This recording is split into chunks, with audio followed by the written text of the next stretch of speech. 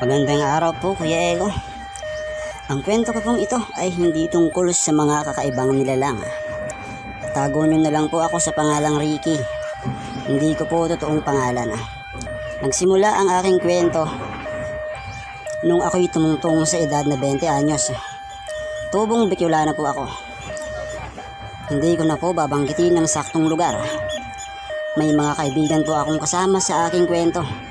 Hindi po totoo nilang pangalan.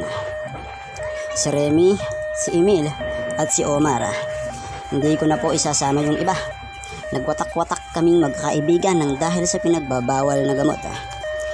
Hindi naman po kami dati gumagamit ng pinagbabawal na gamot. Isang gabi, nang ako'y pupunta sa banyo para ako'y magbawas at maglabas ng sama ng loob, nakasalubong kong itong si Ellie. Hindi niya tunay na pangalan. May binigay siya sa akin na mahaba at makintab. Kung titingnan ito ay parang straw. Napaikot ang hurba.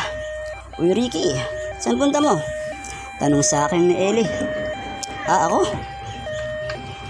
Ano, babawas? Sa CR. Bakit ka?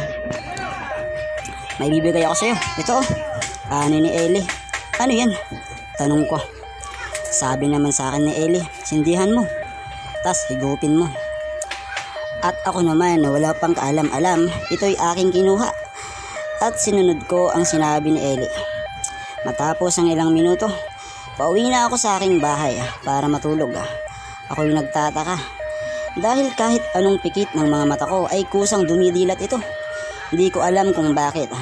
Hanggang sa naalala ko yung binigay sa akin ni Ellie. Ito po ay totoong kwento, Kuya Eko, na sa kasalukuyan ngayon ay hindi pa rin mga nagbabago. Abangan po ninyo ang aking kwento sa pagpapatuloy ni Kuya Eko sa kwentong hiwaga sa part 2 ng aking buhay. Maraming salamat po.